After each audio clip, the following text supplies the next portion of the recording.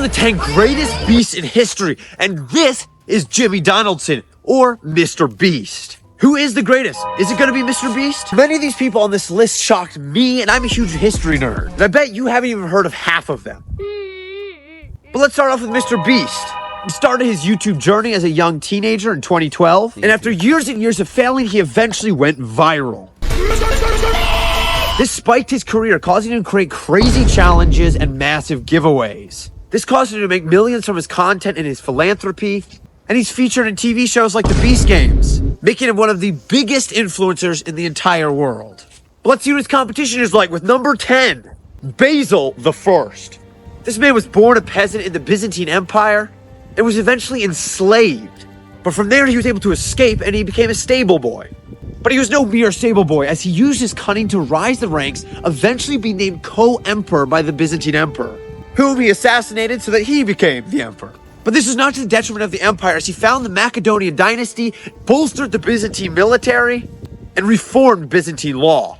And at number 9, we have Lionhearts and Knights of the Cross, a video game and TV show based on the Third Crusade that values history and your values. And better yet, they're both completely free. Lionhearts is coming out with a free demo, so go to their website, sign up for their email list so you can be the first to play that. Whereas Knights of the Cross already has episode 1 out for completely free on YouTube. And episode 2 is in production. So links will be in the description. Go check those out. Just wanted to mention them, not even sponsored by them. I just think you guys should hear about them. Let's get to the real number 9. With our next character, we're going to be staying in Greece, but going back in time with number 9, Socrates, a hoplite who was slaying Spartan in his free time. Well, he was also a philosopher. He did a little bit on the side too. Maybe he did a little more than a little, because he shaped society to this day with his works. But unlike Mr. Beast, he wasn't known for having a lot of money. But number 8 was Mansa Musa, an African king who was emperor of the Mali Empire. Despite bringing this empire to its zenith of power, he's most well known for his trip to Mecca. On this trip, he built mosques here, there, everywhere. His caravan stretched as far as the eye could see, and he had gold like nobody's business, which he gave away much of. And as you can imagine, the local populace was elated until they realized he gave them so much that he caused the entire local population to go into inflation. So his generosity turned into irony. But number 7, William Marshall, wasn't known for his wealth, but his chivalry. He is known as the greatest knight, not only for his chivalry and following the knight's code like no other knight, but for going to tournaments and absolutely slaying the competition. This man did not have a rival. But coming out of left field, we have P.T. Barnum, who on this list is the closest to Mr. Beast. He was a businessman and a genius who used his success to compound more success, starting other businesses, and he was a massive philanthropist. So yeah, he represents Mr. Beast a lot.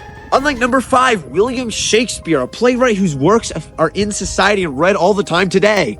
Like I'm sure you have. And if you haven't, go read a book. It's good for your mental health, trust me. But our next character is a little more mysterious. Number 5, Harry Houdini.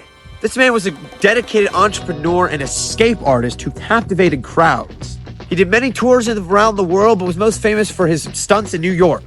Like Mr. Beast, Harry Houdini mastered his craft. And here we are with our top 3 beasts of history. And number 3 being Takayama Yukon, a samurai. But this was no ordinary samurai. He was a daimyo, or a lord of Japan. But this isn't what made him unique. He was extremely generous, giving away to the local people and caring for them very deeply. This generosity and care can be attributed to his conversion to Catholicism. And as you can imagine, in feudal Japan, this wasn't exactly loved or appreciated. But he did it anyway, even at his own expense. And is even beatified by the Catholic Church. Let's go back to the West with number 2, Richard the Lionheart. Now, his only similarity to Mr. Beast is that Richard the Lionheart is an absolute Chad through and through. Other than that, he's on this list because, well, I want him to be, and he's awesome, and you're going to learn about him. Richard the Lionheart was an absolute military genius in the Third Crusade, constantly beating Saladin, who had previously been seen as invincible. But he did it anyway. He was a Renaissance man. He was a military genius, a crazy politician, a musician, and just a good, holy person overall. It's hard to beat this guy. But speaking he's number 2, that means somebody did.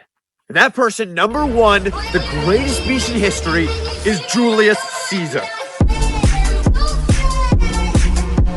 Julius Caesar was not only a military genius conquering Gaul and other areas, he was a master politician and gave away much of his money to the poor. He's also known for hosting massive games and inspiring great loyalty among both his soldiers and the people of Rome.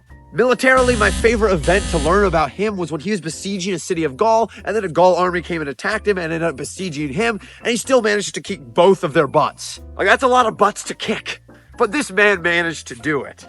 But in the end, as we all know, he was assassinated. But wait! You might think he was done. He was not. He signed in his will to give all of his gold to the local people of Rome. And guess what the local people of Rome did after they found out? They proceeded to go kill the people who killed Julius Caesar. Julius Caesar, you dirty dog. So tactician, genius, philanthropist, all of it. This is the man. The GOAT. Julius Caesar. But what about Mr. Beast? Does he top Julius Caesar or even any of these people on this list? Can I get a drum roll, please?